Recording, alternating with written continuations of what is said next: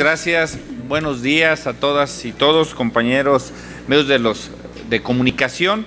El día de hoy es un tema muy importante que queremos tratar. El senador Monreal el día de ayer hace una declaración de que quiere plantear en la Jucopo un protocolo para transparentar el mecanismo, dado a la situación que pasó en días pasados con la elección de la presidenta de la Comisión Nacional de Derechos Humanos.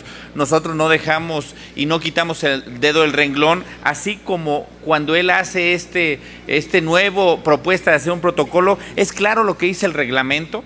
No hay protocolo que pueda estar encima de lo que dice el reglamento, que se requerían las 2/3 partes de las senadoras y senadores presentes, y esto lo único que nos da pie es que siguen reconociendo que no fue una elección limpia, fue una elección fraudulenta. Ya lo mostraron los números, y esto nos queda pie porque en días pasados compañeros senadores, el senador Yulem, el senador Víctor, la senadora Josefina, presentaron distintas iniciativas, cada quien en su punto de vista, donde tenemos que mejorar ese mecanismo que el Senado de la República necesita, porque hoy el Senado de la República estamos en una lupa debido a lo que pasó con la elección de la Comisión Nacional de los Derechos Humanos, y vienen elecciones tan importantes como la elección de los ministros, que es una elección muy importante y que debemos de transparentar, y que el Senado de la República vuelva a retomar la confianza de los ciudadanos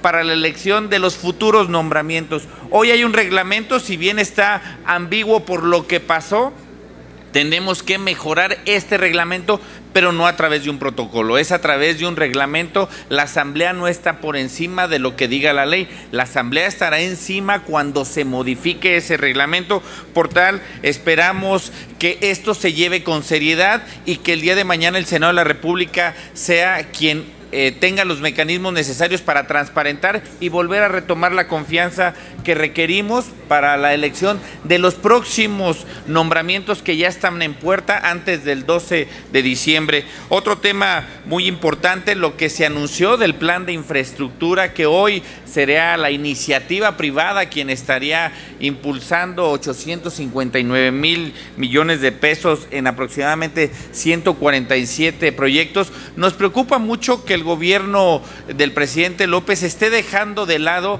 algo que es su responsabilidad directa, y es el tema de la infraestructura.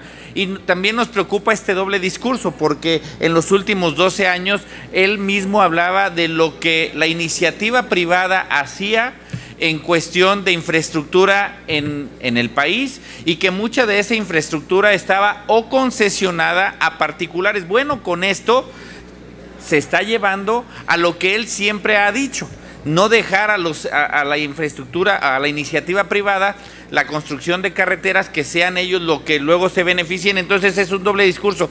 Nosotros estamos a favor de que haya esa inversión conjunta, pero que quien la debe de liderar es el gobierno federal, es quien debe de liderar esta infraestructura para que el país pueda tener este crecimiento que hoy, desgraciadamente, cifras del INEGI en la mañana decían que caímos en nuestro Producto Interno Bruto en menos 0.2%. Entonces, estos indicadores son más que evidentes que necesita el presidente dar un golpe de timón, un cambio de rumbo, porque los indicadores de su propio gobierno, de sus propias instituciones, hoy nos dicen que esto es totalmente contrario a lo que queremos. Y lo que estos 859,000 millones de pesos se quieren invertir por parte de la iniciativa privada en estos 5 años, nuestra pregunta es: ¿y entonces el gobierno federal dónde estará invirtiendo? Un tema muy importante que también queremos dejar en la mesa es el tema de lo que el gobierno de Estados Unidos está planteando con respecto a si se considera o no a los narcotraficantes como terroristas. Y queremos ser claros que nosotros nos preocupa mucho que gobiernos extranjeros nos cataloguen a los mexicanos. El gobierno del presidente López, este Senado de la República, esta bancada le dio un instrumento importantísimo, esta Guardia Nacional, se dio también la modificación del artículo 19 constitucional para ampliar el catálogo de delitos y poder tener uñas y dientes para poderlo hacer.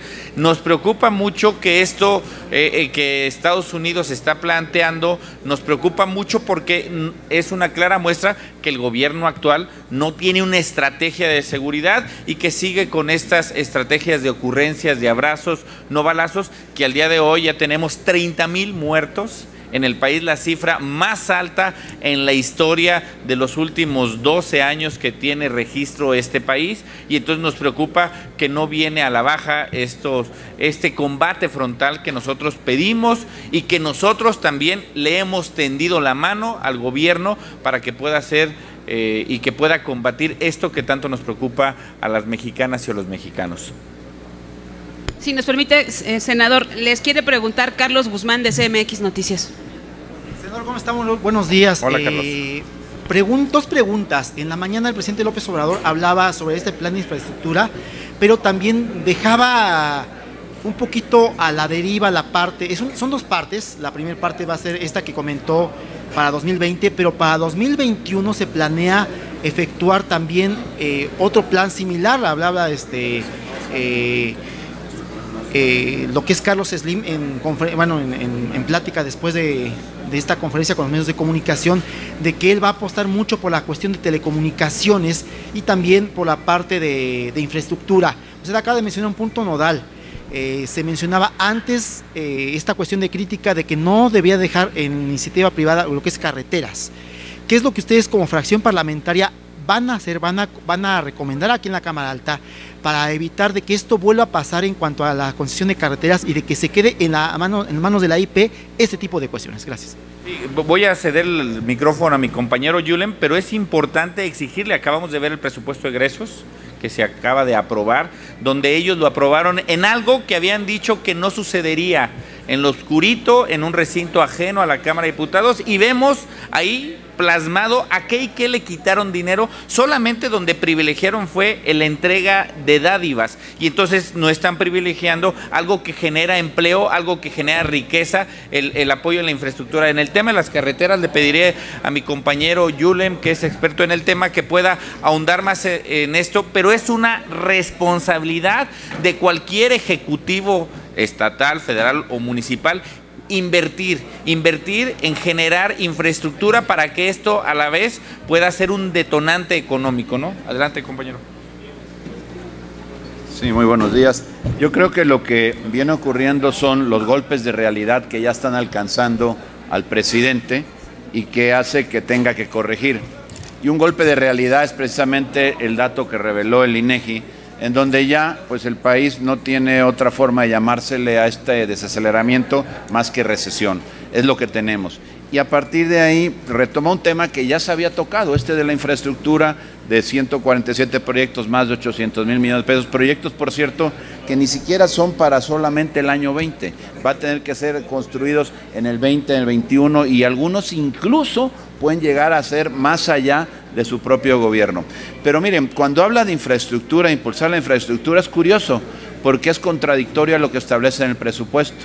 Le bajó los datos de infraestructura, los presupuestos de infraestructura a todas las áreas que típicamente tienen que hacer infraestructura, entre otras comunicaciones, con agua, todas estas áreas que generan la posibilidad de construir, de hacer infraestructura, y que, por cierto, el senador Batres en la sesión de apenas del martes pasado o del jueves pasado habló precisamente que la industria de la construcción, en aquel entonces hablábamos del tema de vivienda y todo eso, es precisamente una de las industrias que genera más subsectores de la economía y los hace moverse, alrededor de 27 subsectores de la economía. Y precisamente la generación de infraestructura de lo que habla es principalmente, de forma preponderante, de construcción, de generar dinero en el área de construcción y con ello mover la economía. Entonces, esto que hoy tenemos, este anuncio más bien es para tapar, es un distractor, para tapar los resultados desastrosos, lamentables que tiene la economía y la conducción de ella en un gobierno que ha sido altamente ineficaz, verdaderamente incompetente y que ha logrado destruir la confianza de propios extraños, inversionistas extranjeros, inversionistas nacionales, que lo que hacen, por supuesto, es alentar la economía. Y hoy sale a dar un anuncio a partir de este acuerdo, que si ustedes lo leen, solo son 15 páginas, es bien fácil el acuerdo, poderlo leer, no habla de nada, habla además de que va a haber un 4% de crecimiento, que no explica cómo lo pretenden lograr, porque no se va a lograr con esos proyectos. Habla solamente de una serie de cosas que debe de promover la generación de confianza por parte del gobierno, el compromiso de inversión por parte del empresario. Pues eso es lo mínimo que esperábamos poner, no había que ponerlo en ningún acuerdo, lo que hay que hacer es simplemente hacerlo realidad. Entonces, de lo que estamos hablando es simplemente de un distractor, para no decir el gobierno provocó la recesión que ya hoy vive nuestro país, muy lamentablemente, y de la cual pues quisiéramos poder decir que vamos a salir en enero, febrero, en marzo, pero si las cosas no cambian, pues quién sabe cuánto tiempo puede estar así. Entonces, lo que nosotros invitamos es precisamente al gobierno de la República, al presidente especialmente, a que lea en cualquier diccionario, en la letra R, el reconocimiento y el significado de la palabra recesión. Y por cierto, también en la letra R, que pueda leer el significado de la palabra rectificación, para que rectifique lo que viene haciendo mal y que podamos salir de la recesión. Gracias. Juan Pablo Guerrero, del Canal del Congreso. Senadoras, senadores, buen día. Preguntarles en este contexto de la recesión anunciada por el INEGI y la pendiente aprobación del TEMEC por parte del Congreso de Estados Unidos, ¿qué riesgos hay de que no se apruebe este instrumento internacional, también ya con cómo está configurado el presupuesto de egresos y la ley de ingresos? ¿Habría que hacer ajustes? Hay un tema muy preocupante, efectivamente, con el tema de la aprobación del TEMEC.